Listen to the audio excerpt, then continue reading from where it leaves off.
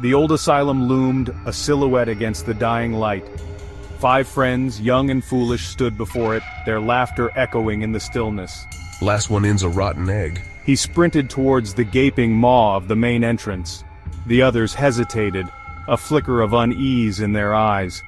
But the allure of the unknown, the thrill of trespassing, was too strong to resist. One by one, they followed Mark into the asylum's cold embrace. The air inside was heavy, thick with the smell of decay and dust. Light, what little there was, filtered through grimy windows, casting long, dancing shadows. The silence was absolute, broken only by the sound of their own breathing. As they ventured deeper, a sense of foreboding settled over them. The air grew colder, sending chills down their spines. A low hum vibrated through the floor, a constant, unnerving presence. This was no ordinary building. This was a place where darkness lingered, where fear festered. The asylum was a labyrinth of corridors and rooms, each one a testament to a forgotten past. Rooms that once housed the afflicted now stood empty, their beds stripped bare, their walls adorned with peeling paint and faded graffiti. The remnants of a life lived and lost within these walls. They wandered through the asylum, their footsteps echoing in the silence.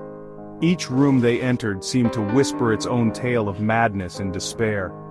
The air grew colder, the shadows deeper, as if the very building were closing in on them. In the main hall, a grand staircase swept upwards, its once polished banister now covered in a thick layer of dust. A chandelier hung precariously from the ceiling, its crystals dull and lifeless. The grandeur of the past only served to highlight the decay of the present. As they ascended the stairs, a cold wind swept through the hall, extinguishing their only source of light. They were plunged into darkness, the silence now absolute. A sense of dread settled over them, heavy and suffocating. The darkness was alive with sound. Whispers, faint and indistinct, seemed to emanate from the very walls themselves. They swirled around the friends, teasing them with half-heard words and phrases. Fear, once a distant companion, now walked beside them, its icy grip tightening with each passing moment. A sudden flicker of light drew their attention to the end of the corridor. A single bulb hanging precariously from a frayed wire flickered erratically, casting grotesque shadows that danced and writhed on the walls. It illuminated a door, slightly ajar, revealing a glimpse of a room beyond. The whispers grew louder as they approached the door, urging them forward, promising answers to questions they dared not ask.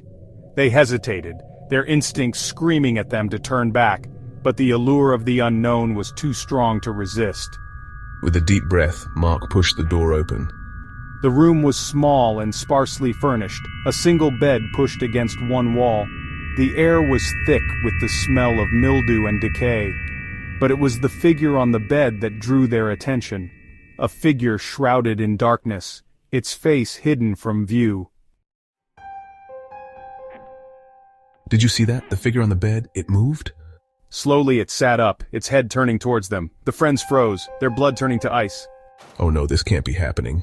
The whispers intensified, a chorus of fear and madness. And then the figure spoke. "Get out." The voice was a raspy whisper filled with ancient sorrow. The friends stumbled back in terror. They had stumbled into something dark and sinister. We need to get out of here now. As they turned to flee, the asylum seemed to come alive. The whispers grew louder, morphing into screams. The temperature plummeted, the air growing heavy, and the shadows, once playful, now stretched and contorted, taking on monstrous forms. Mark, what's happening? Each friend faced their own nightmare. Mark, the fearless leader, was paralyzed by dread. Sarah, the voice of reason, saw her loved ones suffering. John, the jokester, faced the hollowness of his existence. And Emily, the quiet one, found her deepest fears given voice. The asylum was no longer a decaying building. It was a living entity, feeding on their terror. It reveled in their fear, drawing strength from their despair. The whispers, the shadows, the cold, they were all manifestations of its power. We have to get out of here, now. Mark, his initial fear replaced by a surge of adrenaline, rallied his friends. They scrambled back down the corridor, their footsteps echoing in the oppressive silence. But the asylum was toying with them, herding them deeper into its depths. Doors slammed shut before them, sealing off their escape. The floor beneath their feet seemed to shift and buckle. The air grew thick with the stench of decay and something ancient and evil. Keep moving, don't stop. They were trapped in a nightmare, a labyrinth of terror. The whispers taunted them, mocking their plight. The shadows danced closer, their forms becoming clearer, more menacing. The asylum was awake, and it was hungry. The friends huddled together, their eyes darting from shadow to shadow, their breath catching in their throats. The asylum pulsed around them, a living, breathing entity that reveled in their terror. Each heartbeat was a countdown, each breath a victory against the suffocating grip of fear. This place, it's alive. Mark, his bravado shattered, could only watch in horror as the walls seemed to breathe, their surfaces undulating like flesh. Sarah, her mind teetering on the edge of madness, could hear the whispers forming words, sentences, taunting her with her deepest fears. I can't take this. The whispers, they're saying things.